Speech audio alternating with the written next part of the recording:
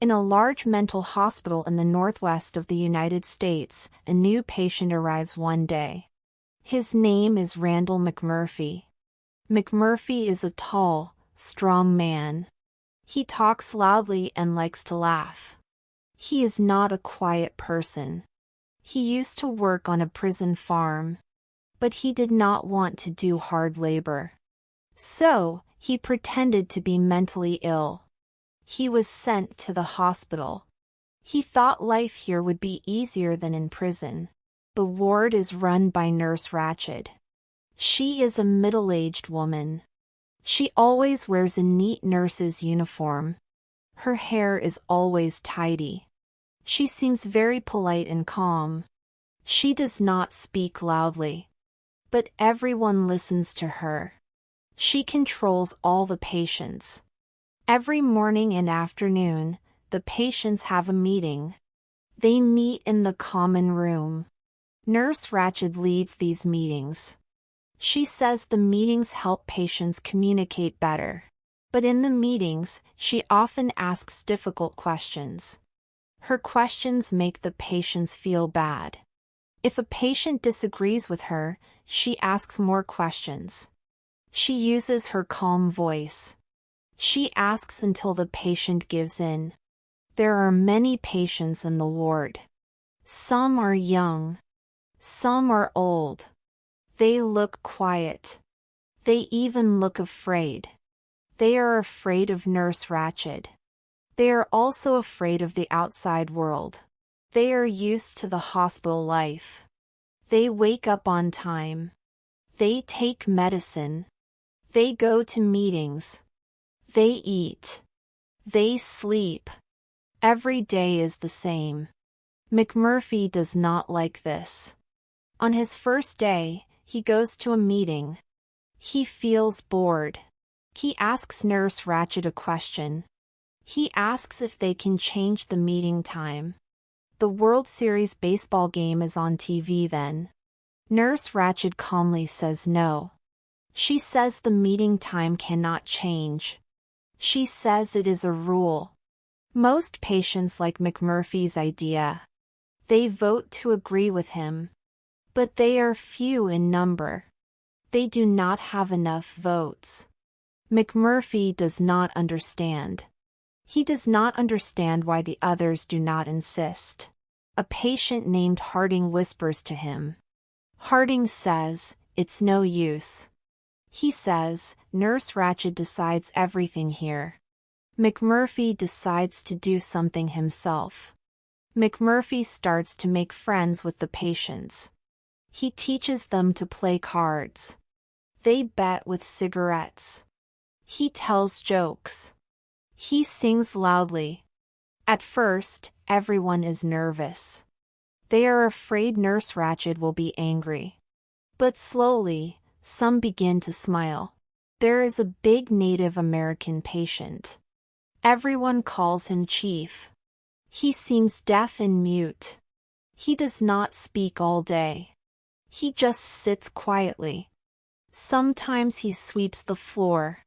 McMurphy tries to talk to him. But he gets no reaction. McMurphy's biggest wish is to watch the baseball game. One day, it is again time for the meeting. It is also time for the game. Nurse Ratched asks everyone to vote. They vote on changing the meeting time. Last time, not many people agreed with McMurphy. This time, McMurphy tries hard to persuade them. He points at the TV. He says, "Look. It's the World Series." He says, "It is only once a year." Some patients begin to change their minds. During the vote, McMurphy counts the raised hands. But they are still one vote short. They need one more vote to win. Suddenly, he sees the chief. The chief slowly raises his hand. He can hear. He is not mute. McMurphy shouts excitedly. He says, "Look. The chief voted." He says, "We won." But Nurse Ratched says coldly, "The meeting time is over." She says, "The vote is not valid." She says, "We will discuss it next time." The patients just felt hope. Now the hope is gone. They are disappointed. But they dare not say anything. McMurphy is very angry. But he can do nothing. Later, McMurphy thinks of another plan. One day, they are in a meeting. Nurse Ratched is again criticizing a patient. McMurphy suddenly walks to the TV. He turns it on. He finds the baseball channel. He turns the volume very high. He faces the blank TV screen. There is no actual signal. He shouts, "Look! What a great game!" He pretends to give a commentary. He pretends to describe an exciting game. The other patients are shocked at first. Then someone starts to laugh. McMurphy's performance is very funny. He acts like he is really watching a game. The mood in the common room becomes lively. Everyone watches McMurphy commentate. For a moment, they forget Nurse Ratched. Nurse Ratched stands there. Her face looks unpleasant. But she controls herself. She does not stop him immediately. She knows forcing the TV off will make her seem unreasonable. She waits. Finally, McMurphy stops by himself. His game is over. He wins this small victory. It is a symbolic victory. The patients smile secretly. It is the first time in a long while. They feel happy. McMurphy does something even bolder. He tells everyone he can lift a heavy thing. It is a big hydrotherapy console. It is in the corner of the room. He makes a bet. If he can lift it, he wins their cigarettes. No one believes he can do it. He tries once. He uses all his strength. But the console does not move. He fails. Everyone laughs. But McMurphy stands up. He points at the console. He says, "But I tried, didn't I?" He says, "At least I tried, God damn it." These words make some patients think. They are used to not trying. They fear failure. McMurphy is different. McMurphy wants to take his friends out.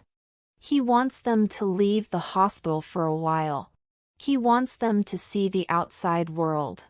He secretly plans a fishing trip. He needs to get a boat. He needs the doctor's permission. He finds a young doctor. The doctor feels a little sorry for them.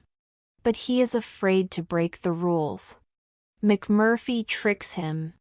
He says it is part of therapy. He says it can build trust. Finally, the doctor agrees. But he says 2 orderlies must go with them. The biggest problem is to persuade the patients. They are afraid to go out. They are afraid of the outside world. McMurphy persuades them one by one. Finally, he succeeds. About 7 or 8 patients agree. Shy Billy agrees. Talkative Harding agrees. The usually silent Chief also agrees. On the morning of the trip, they sneak out. They go to the hospital bus stop. McMurphy leads them. They get on a bus he arranged. The 2 orderlies go with them. McMurphy makes them relax too. They come to a beautiful lake. They get on a boat. At first, everyone is nervous and quiet. But the air on the lake is fresh. The sun is bright. McMurphy teaches them how to fish. He teaches them how to steer the boat. Slowly, they begin to laugh. They forget the hospital. They forget Nurse Ratched. Like normal people, they enjoy a good afternoon. Billy is happy when fishing. He stutters less. The chief stands at the front of the boat. He looks into the distance. His face shows a little expression. At that moment, they are not crazy. They are just a group of friends. They are on an outing. The trip is a great success. They return to the hospital. They are back in that place. But something inside them is different. They have a shared memory. It is a happy memory. But Nurse Ratched finds out about the trip. She does not get angry immediately. But she remembers. She thinks McMurphy is breaking rules. She thinks he is challenging her authority. She starts to think of ways to control him. Nurse Ratched's punishment is not shouting. It is more effective. She uses the hospital's system. She tells McMurphy something. He keeps breaking rules. He leads patients in unauthorized activities. Because of this, the hospital will consider sending him back to prison. This is a big blow to McMurphy. He came to the hospital to escape prison labor. If he is sent back, everything is for nothing. At the same time, McMurphy discovers something. Many patients are in the hospital by choice. People like Harding complain. But he is afraid of the outside society. He feels safe here. McMurphy finally understands. The walls are not only built by others. They are also inside the patient's minds. This makes him feel depressed. One day, McMurphy secretly gets some things. He gets some gum. He gets playing cards. He even gets a little alcohol. He decides to have a small party. He will have it in the ward at night. The nurses change shifts at night. The guards are less strict then. He invites a few patients. He invites patients he is close to. He invites Billy. He invites the chief. He also secretly brings a woman into the hospital. He knows her. Her name is Candy. They lock the door of the common room. They play music. They play it very softly. They share the alcohol and snacks. They talk and laugh. Billy talks to a girl for the first time. He does not stutter badly. He seems happy. McMurphy wants to escape. He has had enough. He knows he cannot be locked up here forever. He finds the chief. He tells him he plans to escape. He invites the chief to come with him. He tells the chief he knows he can hear. He knows he can speak. For the first time, he calls him by his real name. His real name is Bromden. He says to the chief, "You're big." He says, "You're strong." He says, "You could break that console." He says, "Let's go together." The chief looks at him. He speaks for the first time. His voice is deep. He says, "My father was strong." He says, "But they made him small." He says, "I feel small too." McMurphy encourages him. He says, "You're not small. You can do it." They make a plan. They will use the heavy hydrotherapy console. They will break the window bars after the party. Then they will escape. McMurphy asks Candy to take care of Billy. He goes to prepare. He drinks some alcohol. He feels tired. He wants to sleep a little before the escape. He tells the chief to wake him up later. Then, he lies on a sofa. He falls asleep. McMurphy sleeps too deeply. The chief cannot wake him up. It is almost morning. The orderlies come to open the door. They find the mess from the party. They are very angry. Nurse Ratched arrives. She sees everything. She is very calm. But her eyes are cold. She sees Billy with candy. Billy is scared. He stutters again. Nurse Ratched asks Billy questions. She asks in front of everyone. She uses a humiliating tone. She says he was fooling around with a woman. She says he is still a little boy. She says he needs his mother. Billy breaks down. He cries. He begs. Nurse Ratched says she will tell his mother. She will tell his mother all about this. These words destroy Billy. He is taken away. He is crying. The party is over. The escape plan has failed. The ward returns to its usual silence. It is a dead silence. It is even worse than before. The patients look down. They dare not look at anyone. The next morning, terrible news comes. Billy has killed himself. He cut his throat with broken glass. He is found dead. He is in the doctor's office. The patients are very sad. They are also angry. McMurphy is especially in pain. He feels he caused Billy's death.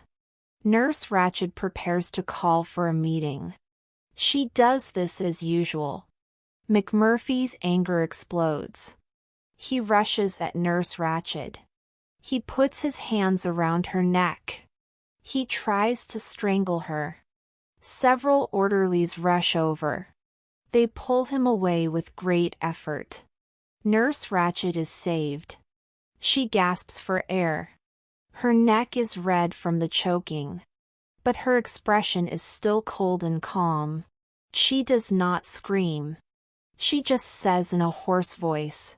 She says to the orderlies, "Take him away." McMurphy is taken away. The ward is completely silent. The patients do not know what will happen. A few days later, McMurphy is brought back. He is brought back to the ward. But he is completely changed. He walks very slowly. His eyes are empty. They have no expression. All his former energy is gone. His smile is gone. He has had a lobotomy. This is a very cruel surgery. It destroys part of the brain. It makes a person lose emotions. It makes a person lose the will to resist. It turns a person into an obedient shell. It makes a person quiet. McMurphy, the once lively McMurphy, is dead. What sits here now is just an empty body. That night, the chief walks to McMurphy's bed. He looks at this friend. This friend once wanted to help him gain freedom. He knows the real McMurphy is gone. He remembers McMurphy's words. He remembers him trying to lift the heavy console. The chief bends down. He says goodbye to McMurphy. He says it in his native American language. Then he takes a pillow. He gently but firmly suffocates McMurphy with it. He cannot let his friend live like this. This is worse than death. Then, the chief walks to the corner. He goes to the heavy hydrotherapy console. He uses all his strength. He lifts it up. This time, he succeeds. He throws it at the window bars. The bars bend. The window breaks. The chief climbs out through the opening. He disappears into the night. He runs toward the distant forest. He gains his freedom. The next morning, the patients find McMurphy dead. They find the chief gone. They find the window broken. No one speaks. But on some faces, there seems to be a different expression. Nurse Ratched comes to work as usual. She is ready for the meeting. This time, she tries to start the meeting as before. A patient looks directly at her. It is Harding. He looks at her for the first time. He refuses to obey. Then, another patient does the same. Nurse Ratchet's voice shows a hint of panic. It is for the first time. She knows something has changed forever. The chief escaped to freedom. Those left in the ward have something changed too. A small part of their hearts has awakened. It awakened with McMurphy's death. It awakened with the chief's escape. They may still not be able to leave, but they will not obey completely like before. That is how the story ends. The mental hospital is still the mental hospital. The walls are still the walls. But a man tried to fly over the cuckoo's nest. He left a crack in the wall. He did it with his life.